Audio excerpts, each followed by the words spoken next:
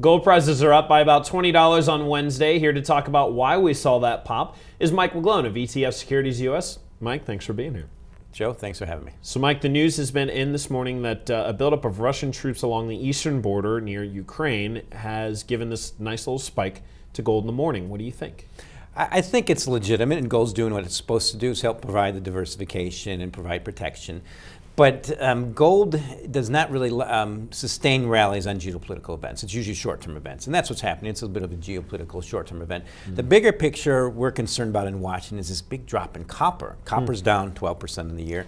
Gold's up 13%, kind of signifying the potential slowdown in China. Right. I mean, copper hitting its lowest point since July 2010. I've talked to some other gold people recently, as you know, talked to a lot of them, and there is concern among many of them that if the situation in the Ukraine ebbs, that we will see somewhat of a pullback, maybe down towards that $1,300 level. Are you guys concerned as well? Yeah, that makes sense. Okay. 13 to 14 looks like the new range for now.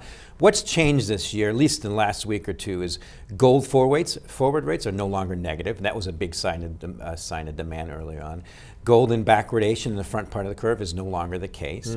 And the Shanghai premium is no longer a premium. It's a bit of a discount. So all indicating that gold is somewhat getting a little bit lofty at these levels in the near term. But also a key thing that's shifted is ETF holdings have picked up. Have increased. But let's pull back real quickly. The premium, the Shanghai index, can you explain to people what that means when we're not seeing a premium?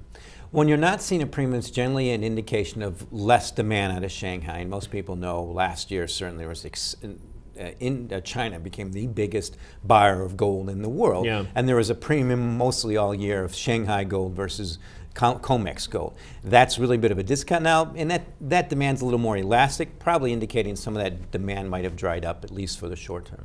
All right, Mike, as always, thanks so much. Thank you, Joe.